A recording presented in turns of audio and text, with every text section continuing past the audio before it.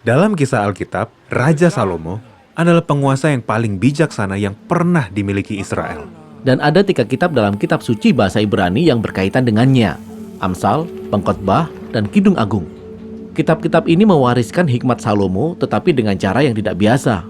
Jadi, mari kita bahas tentang bagaimana membaca kitab-kitab Salomo. Oke, untuk benar-benar memahami kisah tentang hikmat Salomo, kita harus kembali ke Taman Eden. Tempat di mana Allah menciptakan manusia, laki-laki dan perempuan.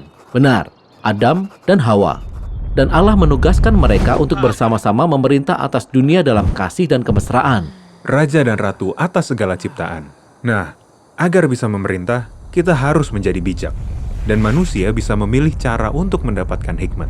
Ya, mereka bisa hidup menurut hikmat Allah yang akan menuntun mereka pada kehidupan, atau mereka mau menjadi bijak tapi menurut pengertian mereka sendiri. Dan itulah yang mereka pilih. Mereka menentukan apa yang baik dan yang jahat menurut pengertian mereka sendiri. Dan saat itu juga, kemesraan antara pria dan wanita menjadi rusak. Mereka menutupi tubuh mereka dari satu sama lain dan juga dari Allah. Pilihan mereka berakhir pada perpecahan dan kematian. Namun, kisah ini memberikan pengharapan bagi manusia di kemudian hari agar dapat membuat pilihan dengan tepat dan mengandalkan hikmat Allah. Seperti Raja Salomo, yang berdoa agar Allah memberinya pengertian untuk dapat membedakan antara yang baik dan yang jahat, sehingga ia dapat memerintah dengan hikmat yang benar.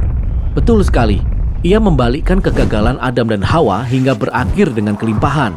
Di zaman Salomo, setiap orang Israel hidup dengan damai di bawah pohon buah mereka. Oh, ia bagaikan menciptakan Taman Eden.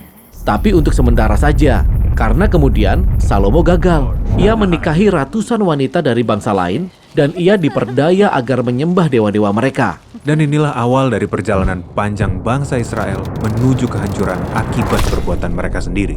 Jadi ketika kita mempelajari kitab-kitab Salomo, kita diajak untuk mempelajari hikmat dari keberhasilan dan kegagalan Salomo. Baiklah, mari kita mulai dengan kitab Amsal. Oke, kitab Amsal paling dikenal karena ratusan perkataan yang pendek dan mudah diingat yang mengajarkan bagaimana kita hidup sesuai dengan hikmat Allah. Seperti percayalah kepada Tuhan dengan segenap hatimu dan janganlah bersandar kepada pengertianmu sendiri. Dalam kitab Amsal, hidup yang sesuai dengan hikmat Allah dan bukan dengan pengertian kita sendiri, inilah yang disebut takut akan Tuhan. Seperti dalam pasal pembuka di kitab ini, takut akan Tuhan adalah permulaan pengetahuan. Nah, Amsal bukanlah sekedar perkataan yang mudah diingat, tapi juga dimulai dengan banyak puisi. Ya, 9 pasal perkataan Salomo kepada anak-anaknya di kerajaan. Ia memerintahkan mereka untuk mengejar hikmat Allah yang dilambangkan sebagai wanita yang anggun. Hikmat adalah seorang wanita. Ya, ingat di Taman Eden, kemesraan antara pria dan wanita rusak karena kegagalan mereka dalam mencari hikmat. Namun sekarang dalam kitab Amsal, manusia yang kembali bersatu dengan hikmat Allah akan menjadi penguasa yang bijaksana, tidak seperti Adam dan Hawa. Amsal pasal 3 bahkan berkata bahwa ketika kita berpegang pada sang hikmat, maka kita akan meraih pohon kehidupan. Maka sekarang kitalah yang berada di dalam taman. Betul sekali. Amsal berkata bahwa setiap hari kita berdiri di depan pohon ini dengan pilihan yang kita buat sendiri. Dan Salomo mendesak kita, pilihlah hikmat dan kehidupan. Baiklah, jadi bagaimana kitab Pengkhotbah bisa menjadi bagian dari kisah Salomo? Dalam kitab ini, kita seperti bertemu dengan Salomo di akhir hidupnya ketika ia menyampaikan beberapa renungan yang bijak.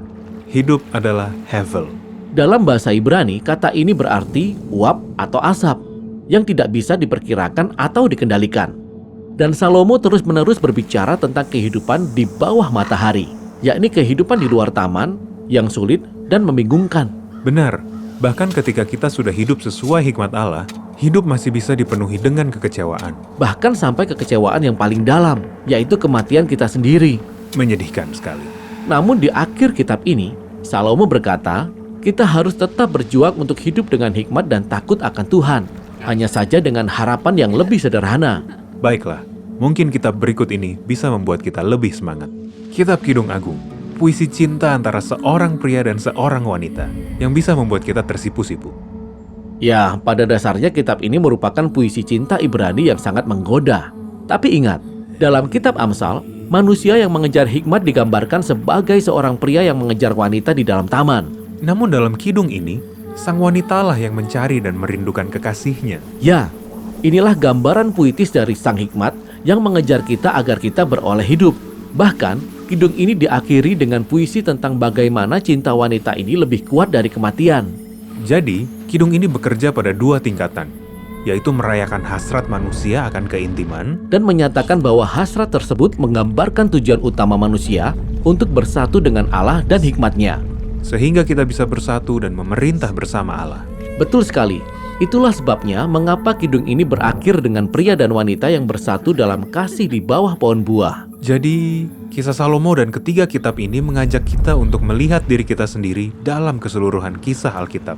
Ya, bagaimana Allah telah merancang kita semua untuk memerintah atas dunia dengan hikmatnya, sehingga kita semua dapat menemukan hidup yang sejati.